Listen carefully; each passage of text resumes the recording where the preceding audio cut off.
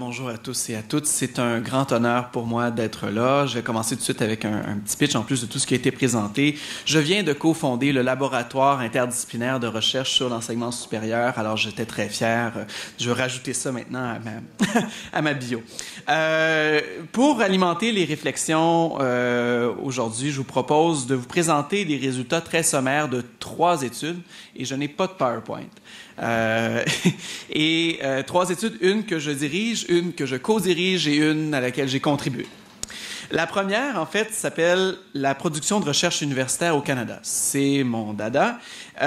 L'étude s'appuie sur des entrevues avec des acteurs à tous les niveaux d'enseignement supérieur de 5 provinces canadiennes, ainsi qu'avec des questionnaires distribués à tous les professeurs de 2 grandes universités par province. L'étude en est à son balbutiement, elle vient juste de commencer. Je n'ai donc que les résultats du questionnaire d'une seule université québécoise, donc ça tombe bien. Mais j'avais juste envie de vous présenter quelque chose parce que je trouvais que ça campait bien la discussion. En fait, le questionnaire visait à demander aux professeurs d'identifier ou d'évaluer l'impact perçu de différents grands facteurs systémiques sur leur capacité de produire de la recherche. Donc, une mission quand même fondamentale de l'université. Et il y avait plein de facteurs. Et ce que je voulais vous dire, c'est que, évidemment, l'autonomie institutionnelle des universités, la liberté professorale ou la liberté universitaire des professeurs et la collégialité ont tous un impact positif perçu par les professeurs sur leur capacité de produire de la recherche. Donc, mais ce qui est intéressant, c'est que c'est la liberté professorale qui a l'impact perçu le plus fort. En fait, c'est dans les items, de tous les items, c'est dans les items les plus importants. C'est pas révolutionnaire, mais je trouvais que ça commençait bien la discussion. C'est ce qu'il y a de plus important pour les professeurs pour être capables de produire leur recherche. J'ai mené en 2014-2015 une étude semblable dans 4 pays scandinaves et sans surprise, les traditions universitaires et au premier chef, la liberté professorale étaient des items qui avaient, selon les professeurs là-bas, l'impact le plus fort. Donc, ça nous sert à montrer que la liberté, ce n'est pas seulement important pour les profs, c'est important pour l'accomplissement des missions universitaires fondamentales. OK. Ça, c'était mon introduction. Deuxième partie, je suis aussi partie de l'équipe canadienne dans le projet international sur la profession universitaire dans la société du savoir, APIX, qui est la suite du projet CAP de 2007, pour ceux qui en auraient entendu parler. Dans le fond, il y a 32 pays qui y participent. Au Canada, il y a Glenn Jones, Amy Metcalf et moi qui co-dirigeons cette étude-là. Dans le fond, il y avait un questionnaire extrêmement long qui a été distribué à tous les professeurs de 64 universités canadiennes. On a un taux de réponse de 8 de façon possible quand même, mais c'est quand même un questionnaire de 54 questions. C'était vraiment long. Merci à ceux qui ont répondu. Le taux de réponse est un peu plus élevé au Québec. Et donc, les données sont colligées. On en est aux premières étapes de l'analyse. Donc, c'est ce que je vous présente aussi. Et je me suis intéressé à ce qui portait justement à la liberté, collégialité et autonomie.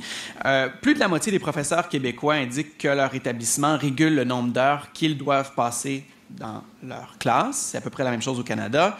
50% des... Puis là, je vous dis ça comme ça, puis vous allez dire, c'est des chiffres, mais bon, vous allez voir, on va rapidement aller sur le sens. Indiquent que leur établissement régule aussi le nombre d'étudiants par classe. Ça, c'est drôle. Au Québec, il y a plus de profs qui disent que le nombre d'étudiants par classe est régulé que dans le reste du Canada. Et ce qui est une bonne nouvelle, moins de 10% des profs se disent surveillés quant au nombre de rencontres individuelles qu'ils doivent donner, quant au nombre d'étudiants au SECSUP qu'ils doivent superviser ou quant au nombre de jours qu'ils doivent être physiquement présents dans leur université. Ça, c'est assez semblable dans le reste du Canada.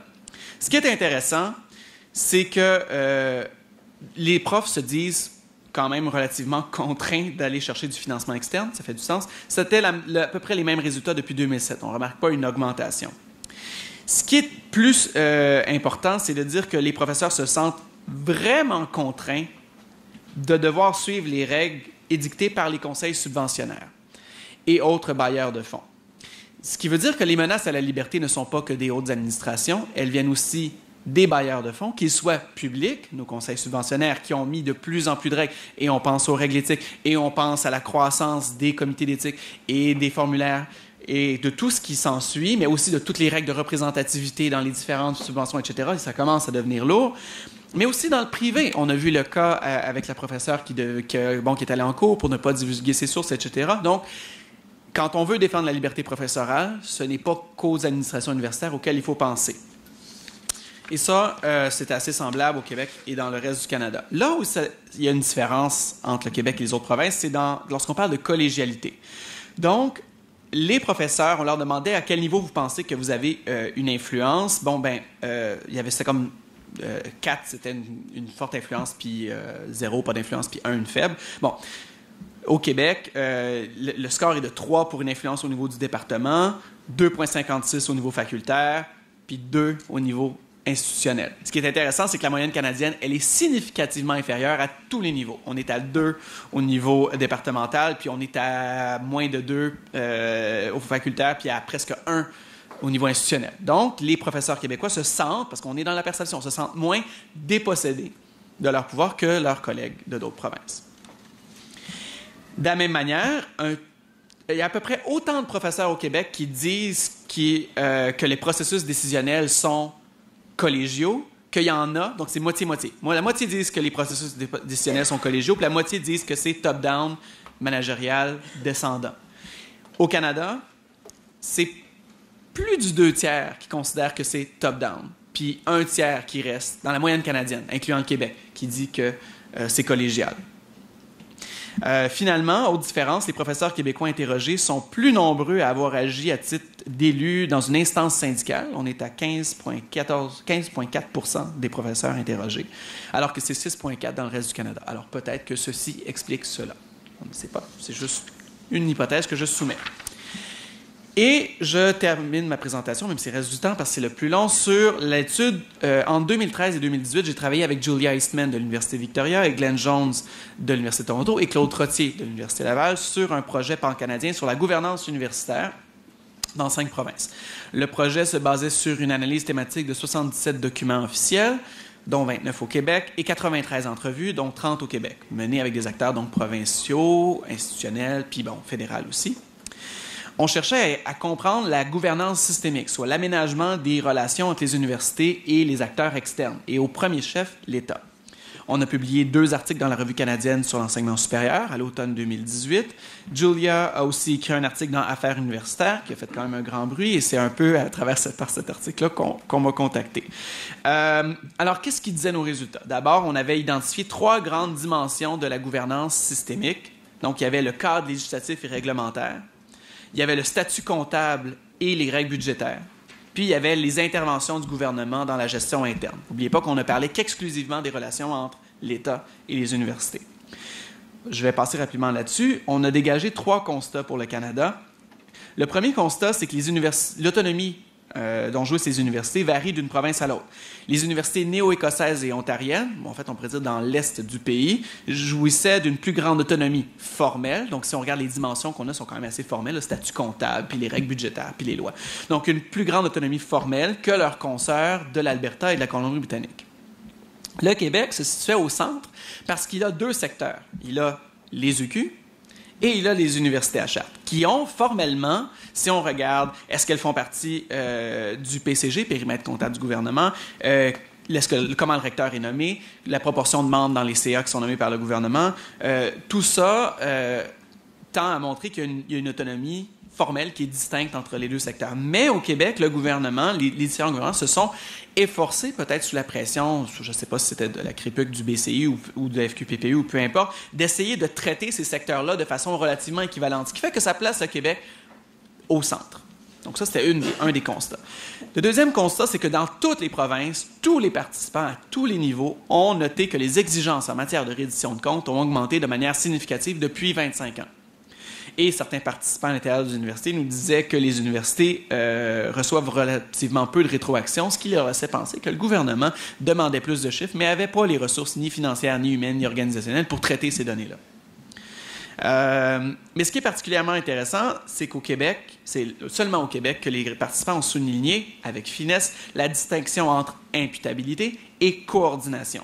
Donc, l'imputabilité, on a remonté que, dans le fond, on fait son apparition en 1979 au Québec dans les documents officiels, mais c'est vraiment depuis les années 90, avec l'abolition du Conseil des UE, la naissance de la CREPUC, la loi de 1995 sur les établissements, la politique de financement, les contrôles, que vraiment les mesures de reddition de comptes ont vraiment pris toute leur ampleur, et certains vont parler de sédimentation de reddition de comptes. Donc, couche qui s'ajoute par-dessus couche qui s'ajoute par-dessus couche. Ce qui a permis à certains tenants du managérialisme de justifier le transfert des pouvoirs des professeurs vers des professionnels qui sont les plus aptes, parce qu'il n'y a pas grands professeurs qui sont capables de comprendre, de manœuvrer toute cette complexité de reddition de comptes. Donc, ça a permis un déplacement, ça a justifié un déplacement.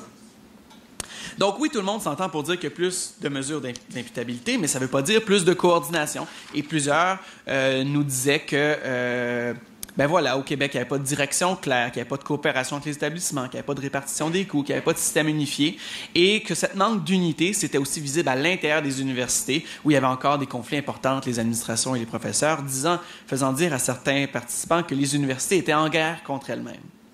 Le troisième constat vient qu'il n'y a qu'au Québec que certains acteurs, donc principalement des représentants syndicaux et des associations étudiantes, ont dit, parce qu'on parlait d'autonomie institutionnelle, puis on dit oui, mais attention, l'autonomie institutionnelle ou l'autonomie universitaire est un concept qui a été repris par les universités pour se souscrire au contrôle de l'État. Et certains participants, pas tous, suggéraient qu'il fallait au contraire plus d'intervention de l'État pour garantir l'autonomie intellectuelle des chercheurs.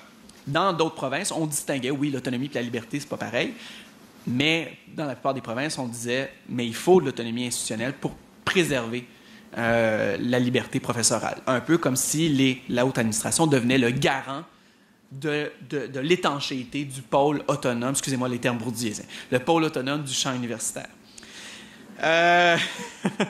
Donc, mais au Québec, on disait non, au lendemain de 2013, qui était quand même au lendemain de la crise étudiante, c'est le moment où on a fait nos entrevues. Donc, il y a un contexte particulier. On disait non, la liberté universitaire est menacée par les formules de financement, par l'augmentation du nombre de membres externes sur les CA et par le manque de collégialité. Puis c'est vrai qu'il y a certaines études au Danemark puis en Nouvelle-Zélande qui tendent à suggérer que certaines réformes qui ont accru l'autonomie institutionnelle ont en même temps pu mener à certaines limitations au niveau de la liberté professorale, ne serait-ce que par le fait qu'il y a des mesures disciplinaires du corps professoral qui ont été instaurées. Il y a des mécanismes pour discipliner le corps professoral qui ont été instaurés. Donc, je reprends rapidement l'analyse bourdieusienne parce que je trouvais que c'était beau. Bourdieu dit donc que le champ universitaire, il y a un pôle autonome, il y a un pôle hétéronome qui est plus en contact avec la société. Ce que notre analyse montrait, c'est que dans un contexte de rareté de ressources, les différents acteurs qui s'attachent à différents types de capital favorisaient tous les deux l'expansion du champ hétéronome. Par exemple, les hauts officiers favorisaient l'expansion du pôle hétéronome par des collaborations avec les entreprises et les ordres professionnels qui leur amenaient un capital économique et un capital symbolique, alors que les professeurs et les étudiants voulaient aussi une expansion du pôle hétéronome avec une intervention de l'État, mais pas pour du capital économique, pas pour nécessairement du capital symbolique, mais pour du capital culturel restreint, qui est la recherche fondamentale ou les cours dans des domaines qui ne sont pas toujours utiles perçus directement. Mais donc, les deux communautés à l'intérieur du pôle autonome requéraient l'intervention externe, mais pour des raisons complètement différentes.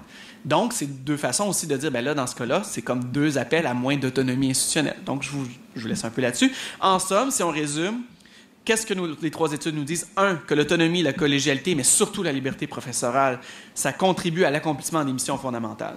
Que deux, les professeurs du Québec rapportent quand même plus de collégialité et un peu moins de contrôle que leurs confrères du reste du Canada. Que les niveaux sont relativement constants depuis 2007, quoique ça sera à vérifier de façon plus subséquente. Et que les contrôles ne viennent pas que de la haute administration, mais aussi des bailleurs de fonds et, on pourrait dire, au niveau de la formation, des ordres professionnels. Et que les mesures de reddition de comptes se sont grandement alourdies depuis 20 ans, mais que ça n'a pas mené à un système mieux coordonné et qu'il persiste à l'intérieur du champ universitaire des conflits entre les administrateurs, les professeurs et les différentes composantes de la communauté. Et peut-être qu'une des pistes d'action, auxquelles on pourra revenir par la suite, parce que je pense que j'épuise mon temps, peut-être qu'il y a lieu de recoaliser l'ensemble des acteurs de la communauté universitaire ensemble.